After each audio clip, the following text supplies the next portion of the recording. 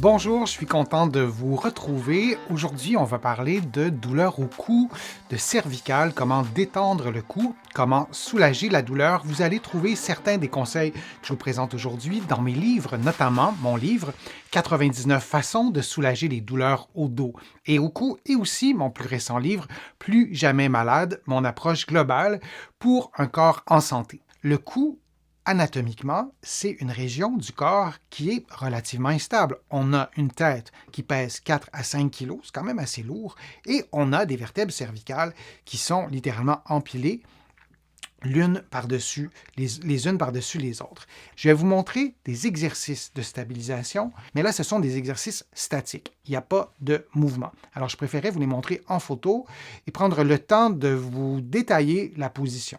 Alors, on va commencer avec le premier exercice.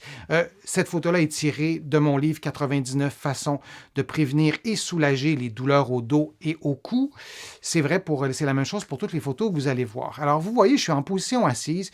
J'ai laissé sur cette photo la vue complète. C'est important que vos pieds soient bien placés, que vos genoux soient environ à 90 degrés, mais que vous soyez confortable, que vous soyez appuyé, mais pas trop non plus, et que vous ayez un bon alignement tête, épaules, bassin pour tous les exercices que je vais vous montrer. Alors, vous le voyez, j'ai la main sur le front, et l'exercice qu'on veut faire, c'est appuyer très légèrement sur le front. Et là, j'insiste, c'est vraiment pas un concours de force.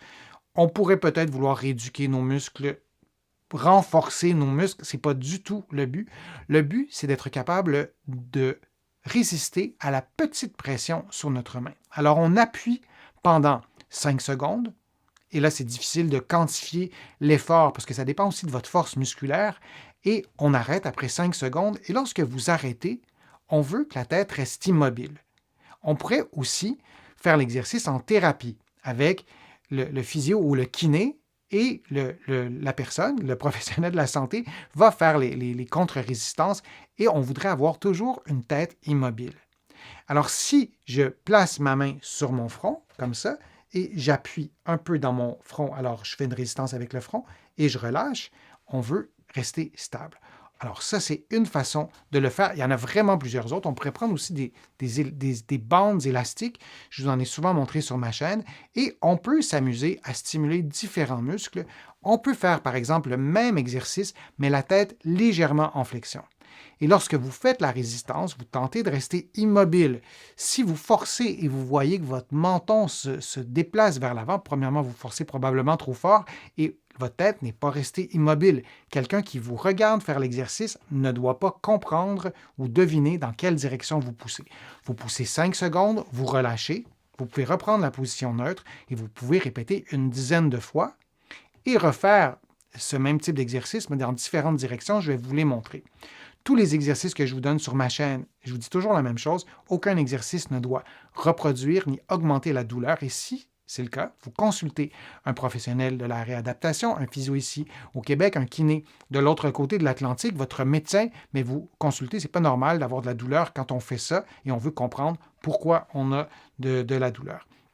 On a aussi d'autres façons de faire la résistance. Vous voyez, j'ai la main ici, mais c'est difficile pour vous de savoir, en regardant par où, dans quelle direction je fais ma résistance. Et donc, ce que je veux faire, c'est une résistance dans ce plan-là de l'espace. Donc, ma tête va, si j'enlevais ma main, ma tête ferait ce mouvement-là. Alors, vous poussez dans la tête en faisant un mouvement d'inclinaison. 5 secondes, vous arrêtez. On pourrait aussi placer les deux mains et faire un mouvement d'inclinaison 5 secondes à droite et 5 secondes à gauche. 5 secondes à droite, 5 secondes à gauche. Et d'alterner comme ça entre le côté gauche et le côté droit, on pourrait faire aussi la même chose entre la flexion et l'extension avec l'exercice que vous avez vu, on aurait mis une main derrière. Et là, je vous montre une autre photo. Ça pourrait ressembler à la même chose et ça pourrait être dans la même direction. Alors, je pourrais tourner la tête comme vous le voyez et faire le mouvement d'inclinaison. Mais on peut aussi faire un mouvement de rotation. Si je vous le montre sur moi, je vais prendre la même position que tout à l'heure et plutôt que de faire ça comme ça, ce que j'essaie de faire, c'est de tourner à droite ou à gauche. Et je pourrais peut-être tenir ma tête comme ça pour que la résistance soit dans le sens du mouvement. Je pourrais tourner un peu ma tête, je pense que j'ai dit à gauche, je pourrais tourner un peu ma tête à droite, appliquer la résistance et tenter de tourner et de relâcher pendant 5 secondes. Alors, on peut faire l'inclinaison et on peut faire la rotation en position neutre. On peut tourner la tête de, peu importe, 10, 15, 20 degrés et faire la résistance, même chose, en inclinaison ou en rotation. Et on s'assure de rééduquer les différentes positions qu'on prend régulièrement dans la vie de tous les jours. Évidemment, c'est préférable de consulter un professionnel de la réadaptation pour avoir un programme adapté à vos besoins. Si vous n'avez pas accès du tout à ces professionnels, vous pouvez rééduquer très doucement, sans provoquer de la douleur, sans augmenter la douleur, et vous ne faites pas ces exercices-là en fin d'amplitude. Vous n'allez pas tourner au maximum de votre mobilité et là, en plus, commencer à pousser dans différentes directions. Je ne vous recommande pas de le faire, mais de le faire dans différentes directions, comme vous le voyez en ce moment, je pense que c'est intéressant de le faire pour pouvoir stimuler, activer les muscles qui sont stabilisateurs. Alors, même chose, on place la tête en inclinaison de quelques degrés, on pousse dans la main et on le fait dans les deux directions, une main à la fois, ou on peut placer les deux mains sur la tête et on fait 5 secondes dans une direction et 5 secondes dans l'autre. J'espère que mes conseils vous ont été utiles.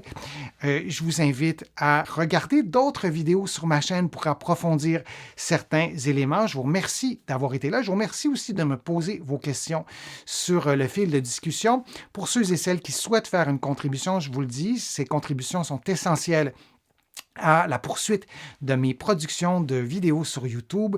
Je vous en produis de plus en plus. Vous pouvez contribuer en cliquant sur le petit cœur directement sur YouTube ou en visitant ma chaîne ou plutôt mon site web, le www.denisfortier.ca. Vous allez trouver aussi beaucoup d'autres informations dans mes livres que vous allez trouver partout en librairie, notamment au Québec, au Canada, mais aussi de l'autre côté de l'Atlantique. Et vous allez aussi trouver beaucoup d'informations sur mon site web. Vous allez pouvoir vous abonner gratuitement à l'infolettre, au courriel thématique.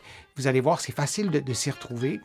Alors, n'hésitez pas à m'interpeller sur les réseaux sociaux. Ça me fait toujours plaisir de vous lire. Je lis tous vos commentaires et j'essaie d'y répondre quand je peux en personne ou sinon, j'y réponds à travers d'autres vidéos. Alors, je vous dis à une prochaine fois, à un prochain direct, peut-être à une prochaine vidéo. À bientôt.